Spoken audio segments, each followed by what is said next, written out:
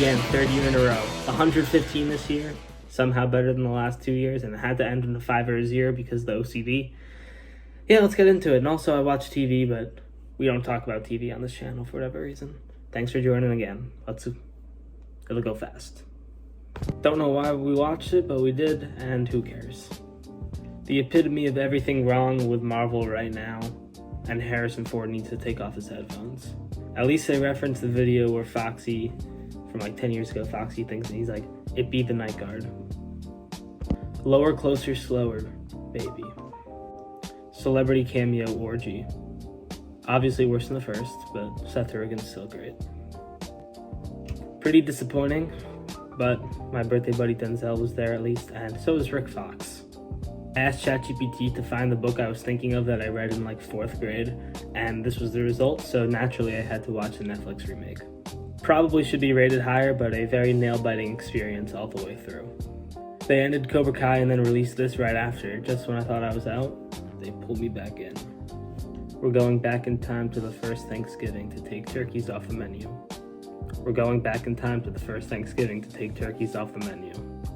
My least favorite of the franchise, and I wrote on Letterboxd, let's have former allies turned enemies both chase after a mystery item so the good guy can protect it from the bad guy. Someone should try that format, but instead of a dumb unknown virus, make it a cool historical document. Felt like Pixels with Jack Black, but it was a pretty peak theater experience. I probably have seen it at some point, but Grug. Interesting man, interesting time period. Go history. Definitely the weakest of the 3, but I am so invested into it for no reason, so just keep releasing them. Never rat on your friends and always keep your mouth shut. An all-time credits and all-time Ice Cube. Cheese, guitars, Elton John, Paul McCartney. I don't think it was executed perfectly, but the whole movie could have just been Jack, the main character, just looking up random things on Google and seeing they don't exist. Training Day without the drugs and guns. Classic and given to the power of the tea. It was pretty good actually, but Sonic references Ringo as the other Beatles, so. Society could have had a David Chase cinematic universe, but as its sole entry, it was solid. It needed more peak Gandolfini though. Genuinely so peak, and even peaker soundtrack. Let's get a peak counter going for this video. Absolutely amazing album, but not an absolutely amazing film. It just felt like The Outsiders, and instead of greasers and socias, we have motorcycles and Vespas. But the Who is there, so it was coded. If the Billy Joel needle drop at the end didn't happen, it would have been 1 star.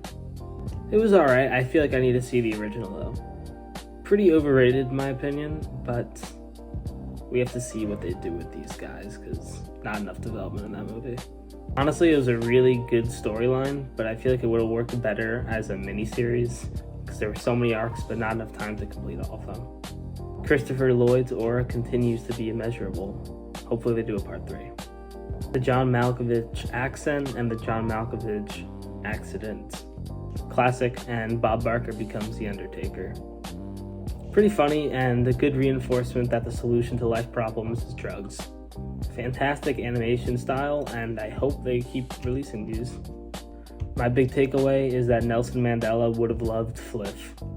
The franchise kind of reached its Dom Toretto, it's all about family part here, but it was still pretty peak. To quote my Letterboxd review, Hammurabi's favorite movie, and thank you Morgan Freeman for being the big dog. Neighbors sprinted so Seth Rogen's The Studio could teleport. Oh hi Mark. Really love the police organized the mud wrestling finale in the name of pride. I started a list this year of movies that I probably should have seen by now, and Men in Black falls under that, and yeah, it was really good. After John Goodman's character hooks up Denzel Washington's character with a certain something, and they're in the elevator, it plays the Beatles' song With a Little Help from My Friends on the little jingle, and I think that was peak. A little stronger than the first one in my opinion, but it's basically the same thing. I wish it focused on some of the other dogs instead of some of the human characters, and it also features Harvey Keitel howling. Better Call Saul is literally my favorite show, and for some reason I never watched this, but I'm glad I did, and Jesse and Mike's relationship might be the best in the entire universe. I saw it in theaters even though I think it released last year, but it was very funny, and Tim Robinson's the GOAT. I had the AMC A-List membership, so I could see free movies, and this was out, so why not? It's free. Definitely the best of the franchise, and Michael Caine needs to stick on the dope magician side like The Prestige and not the rich guy side like this. Tom Cruise clip farming, plus Rebecca, plus Truth Serum, so I guess it was pretty good. It didn't really go all the way for me, and Tom Cruise's character kind of goes back and forth between being an absolute idiot and an absolute genius, but it also kind of worked, so I don't know. That one scene where Michael Caine sits in the corner of the bedroom completely undetected, like the goat he is. The best thing to happen to babies and money.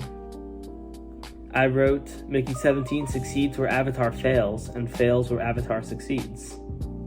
I don't really know what that means, but I think it kind of makes sense. The biggest menace in this movie is 50 Cent's fedora. A little too much Tom Cruise is the Colonel, in my opinion, and also he kind of looks like the Penguin, and he is a little too addicted to Christmas. By far the best running and counting to 10 being put on a screen, and it was so good that he counted twice. A lot more wholesome and sad than I thought it would be, and a takeaway I guess would be the bad times make the good times so much better. Classic Christmas film and pro-kidnapping. I don't know what to say. I just wrote, this is pretty peak. One of the weaker Scorsese entries in my opinion, a little too slowed down, but Harvey Keitel is just a simple man trying to make his way through the universe. Organized sports are so fascist it makes me sick. So many quotable lines in this peak. Joel Edgerton plays a very good Maximus Decimus Meridius, just without all the coolness. A 52-year-old Morgan Freeman soldier led by a 27-year-old Ferris Bueller with a mustache. Absolutely hilarious, and I wonder why Tom Cruise's hands were that big. And also, I wonder why he even agreed to do that role. Rare example of a pretty good live adaptation, and just give Gerard Butler the Oscar. It was a little disappointing for me, and it was a lot of Lex Luthor yelling a lot. He has to chill out. A rare modern Marvel moment where the characters actually have some character development. It would be a real shame if someone was left behind. I was genuinely going to make a whole YouTube video just to talk about this movie because I think a lot of it's misunderstood, but I will just read my Letterboxd review. Personal bias aside, as I'm a big fan, there is a beautiful, intimate darkness that lives beneath the noise of rock and roll, and the Jeremy White, Jeremy Strong, Alan White, do a near-perfect job of giving that narrative. However, it's impossible to give the best portrayal of Bruce's personal relationships. Maybe those are best left to his own words in his memoir, which everyone should read. So peak, and I feel like it's a more modern version of the kind of comedy that has slowly faded away, sadly. A few really quotable and memorable scenes, but sadly, this is the kind of things that happened when Tom Hagen was not there. This warrants a rewatch for me because I watched it right after I watched the two Now You See Me movies, so my brain was kind of wired for that really fast-paced stuff going on, and this was quite the step down from that. Oftentimes, the original is the best. It's not the best in my opinion, but it was a really good foundation, and it was a nice little outsiders reunion between Tom Cruise and Emilio Estevez, and I was really excited to see where they were going to take that. Shout out to the most loyal person, Pagoda. Everybody in life needs someone like Pagoda. Low-key, it was the second best piece of fiction that takes place in New Mexico. Probably one of my favorite biopics I've seen, and Joaquin Phoenix literally was able to conjure up the devil every time he took a pill. He was just so good in it. Why don't you knock it off with them negative waves? Why don't you dig how beautiful it is out here? Why don't you say something righteous and hopeful for a change? Pretty inspiring to not ever work in a cubicle and to never start a sentence with the word yeah. Mo Kushla, Danger, and Morgan Freeman, enough to change the world. I unironically watched this like 2 weeks before the Pope died, but I really like the quote in this. We're mortal men, we serve an ideal, we cannot always be ideal. That's life.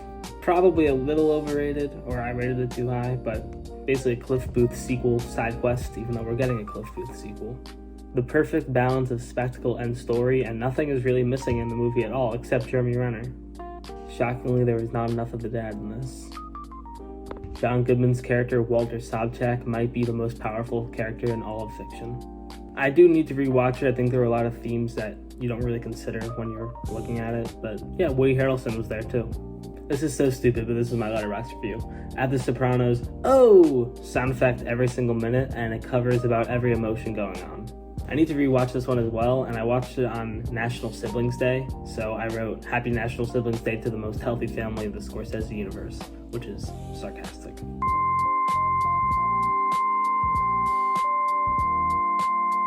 Sean Penn's character must have done the cinematography for the entire movie because it was absolutely beautiful. Another one of the movies that I probably should have seen by this point, but to quote the late and great Rob Reiner, he says, "One of these days the chickens are going to come home to roost," amongst other things. a really strong ending to the franchise, and some good old classic Cold War propaganda. This was a thing at the time. I wrote, "Reverse backhand layup is my chicken jockey. It's all about the union, baby." A lot of Adam Sandler's side profile and a lot of very nice violins. It was pretty wholesome. Another one of my all-time letterboxed one-liners, the buying and selling of humans. This one was recommended by a teacher of mine, and Albert Brooks' character Aaron is just a chill guy. This was actually really wholesome, although obviously there are some problematic moments in it, but I wrote that Maureen's, who is the wife, Maureen's biggest problem is her fixation on calling Harold, Dustin Hoffman, the dad, even though they're married. Also on the list of things I should have seen by now, I wrote, imagine this story existing with the internet. That would have, it kind of is existing. A very wholesome performance by Andrew Garfield, and honestly, it might have been my favorite performance that he's ever done. A lot of Simon and Garfunkel, but did they know that Simon and Garfunkel have more than 3 songs because they were just spamming the same 3 ones. Dually symbolic and metaphorical, a little darker and more grounded than Glass Onion, and somehow it made Benoit Blanc more of an observer than a main character. I'm excited to see the next one with the Muppets. Absolutely classic Scorsese crime, just like Goodfellas and The Departed, and De Niro needed larger glasses. Once again, my GOAT, Denzel Washington and birthday buddy. I think Denzel Washington is a genre himself. Fantastic film all around. I really hope that some people don't take the wrong message away from it, but yeah, and Mo Bamba jump scare. This was the biggest one, I think, on movies I should have seen by now list, and yeah, it took me 20 years to see it. A little more entertaining than A Hunt for Red October, because they're pretty similar films, and I wrote Pirates of the Nuclear Submarines featuring Hans Zimmer locked in as usual. To quote Bruce Springsteen's song Nebraska, which is based on this film, and sir, I guess there's just a meanness in this world. By far my favorite of this genre, and once again, rest in peace, Rob Reiner. Amazing. He could just do every genre. It's crazy. Chalamet is absolutely goated, and shout out to whoever's idea it was to put Kevin O'Leary in a movie. Immaculate crime vibes and a goated soundtrack. Just a shame that the last act kind of fell off a little bit. I thought this was a pretty creative review. I wrote, Daniel Plainview is literally on his Kratos arc, because the thing, father and son, play the games. Very stylistic and nearly perfect, and I love how Samuel L. Jackson only got pressed when his windows got wet. It was pretty gutting all the way through, and Hugh Jackman's and Jake Gyllenhaal's performances are very deep. But my biggest problem was they named Jake Gyllenhaal's character Loki, and he had absolutely no tricks up his sleeve. Also, yeah, all-time film that I hadn't seen yet, and it's just absolutely so genius and so psychotic. Number 1 out of 115 takes the crown of 2025 is Stand By Me. To quote the film, I just wish I could go someplace where no one knows me. It was just so just hits the heart. Great vibes all around. Thanks for a great year. Have a happy new year. Happy 2026. See you next year, I guess.